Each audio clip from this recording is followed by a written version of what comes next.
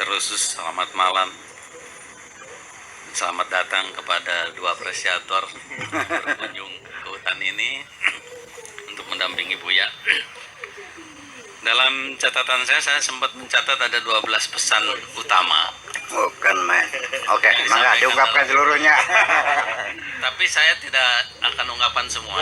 Ada dua aja yang saya agak memberi sedikit aksensi atau penekanan.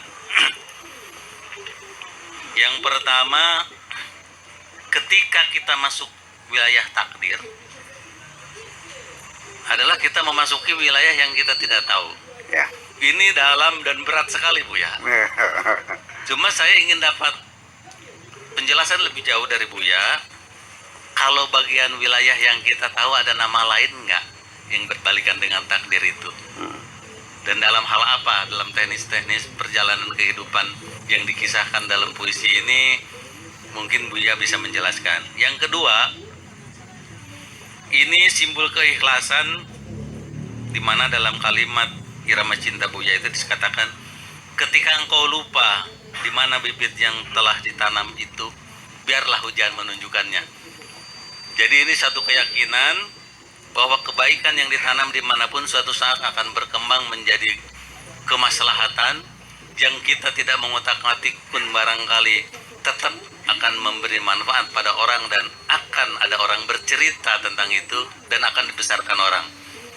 Nah tentu barangkali pesan tentang keikhlasan ini bagian yang indah disampaikan tetapi sulit untuk kita realisasikan, dan barangkali kiat berkaitan dengan holowat yang kita jalani sekarang ini, di mana sebetulnya titik-titik sentral dan titik-titik kritis untuk membangun keyakinan semacam itu. Itu saja yang ingin saya sampaikan. Assalamualaikum warahmatullahi wabarakatuh. Waalaikumsalam warahmatullahi wabarakatuh. Silahkan Buya untuk menanggapi. Jadi pada dasarnya sengaja Allah menutup dari pandangan mata, pikiran, prediksi kita terhadap apa yang bakal terjadi. Di-cut oleh Allah bahwa kita dibatasi, bahwa besok apa yang kita lakukan, kata Allah, kamu nggak bakal tahu. Dan nanti kamu matinya di mana juga nggak bakal tahu kok. Caranya bagaimana nggak tahu. Apakah mati ketabrak, mati ketembak, mati kebakar, tenggelam, dan kita tidak tahu. Itu sudah komitmen Tuhan untuk membuat kita nyaman sebetulnya. Jadi ketidaktahuan itu supaya kita buat nyaman. Wa ma tadri nafsum madza taksibu ghadan. Tidak ada seorang pun yang tahu apa yang akan dilakukan besok. Wa ma tadri nafsum bi ayyi ardin tamut, dan tidak ada seorang pun yang bisa tahu di mana dia akan mati. Bagaimana cara matinya? Supaya kita nyaman. Kalau seandainya kematian kita diberitahu, mungkin kita akan kehilangan semangat semua. Satu peristiwa yang sering terjadi, seorang dokter mengultimatum pasien. Ibu pulang saja, ini kankernya sudah stadium 4. Paling bertahan juga 3 bulan lagi. Kalau dirawat percuma, buang-buang duit saja. Begitu pulang, lihat wajahnya pucat semuanya. Ini baru dokter memprediksi, belum pastilah. Baru prediksi saja 3 bulan lagi, dia sudah pucat. Dulu yang dia merasa senang pakai gelang, nggak ada rasa senangnya. Menghitung uang dulu senang, hilang kesenangannya. Melihat suami yang dulu sangat menggairahkan, hilang kegairahannya. Nggak tahu perasaan dia kemana. Jadi jangan dikira kita tahu apa yang terjadi itu akan menjadi nyaman, tidak. Terkecuali itu pun tidak untuk seluruh umat manusia. Wallahu yakhtassu bi rahmatihi mayyasha. Allah akan memberikan rahmatnya kepada orang-orang tertentu yang dikehendaki Allah. Seperti para nabi, para rasul, itu juga namanya ghaibiyat. Allah menceritakan apa yang bakal terjadi. Nah, Jadi enak tahu atau enak tidak tahu? Ketika hal-hal yang buruk ya. Tapi kalau yang baik ya memang kita enak gitu. Ya. Tetapi ini dari pengalaman pribadi. Kadang-kadang isyarat-isyarat ketuhanan itu sendiri juga bukan apa-apa ya. Sering kita membacanya tidak tuntas. Karena itu berupa sinyal-sinyal.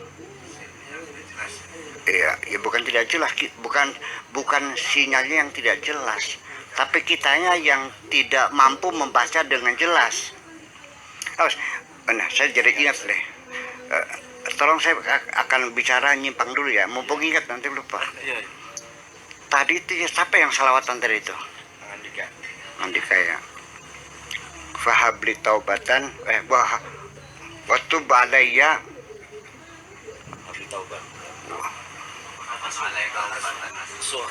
Waktu balayya taubatan nasuha. Ini saya kritik saja dari segi sastranya.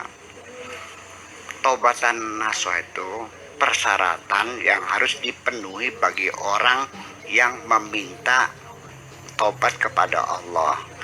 Syaratnya harus taubatan nasuha. Ya kan gitu. Adapun Allah memberikan pertobatan, tidak dipersyaratkan Allah taubatan nasuha. Persyaratan seorang pedagang harus menjamin kepuasan konsumen.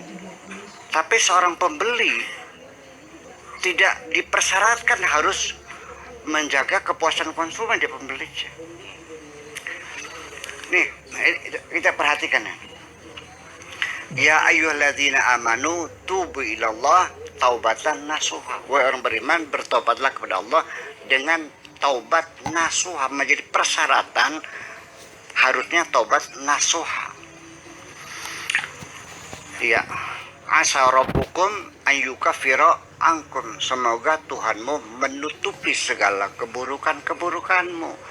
Jadi ini persyaratan untuk orang yang bertobat, bukan persyaratan bagi Tuhan harus taubat nasuha. Ini kritik saya. Ya, dan Yang betulnya seperti apa?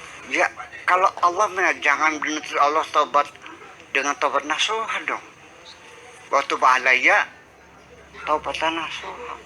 Kita minta Allah menerima taubat kita dengan taubat nasuha. Ini maksudnya gimana? Nggak jelas. Nah ini banyak sekali ini qasidah-qasidah diniyah ini yang mungkin ketika menyusunnya tidak menggunakan logika sastra dengan keharusan bahasa, asal berbunyi gitu. Ini mohon maaf, saya cut dulu Pak, nanti kita lanjutkan lagi. Jadi artinya bahwa jadi bukan apa namanya sinyalnya itu nggak jelas, tapi kitanya yang tidak mampu membacanya. Jadi bukannya karena Allah tidak memaafkan, tetapi karena kita sendiri pertobatannya tidak nasuha. Nah nasuha sendiri juga saya nggak jelas ini. Ada yang paham nggak mengenai tobat nasuha itu? Taubatan nasuha itu adalah murni betul-betul pertobatan yang muncul dari kesadaran diri. Dari kata nasaha, nasihat. Nasuh itu namanya sighah mubalaghah. Ghafurun, nasuhun, ya kasulun, apalagi raufun, wajahnya faulun dari mubalaghah. Artinya betul-betul murni dari menasihati dirinya sendiri. Seorang perempuan sebagai pelacur, contohnya, di tengah dia sedang laris, sedang ngantri, malah satu kali eksekusi itu 2,5 juta katanya mah. Saya belum pernah nyoba. Satu hari itu maupun bisa melayani 4 kali, kan 10 juta. Di tengah larisnya, di malam hari dia terlentang sambil melihat kipas angin berputar, tiba-tiba air matanya meleleh. Dia berkata, ini kerjaan apa ini?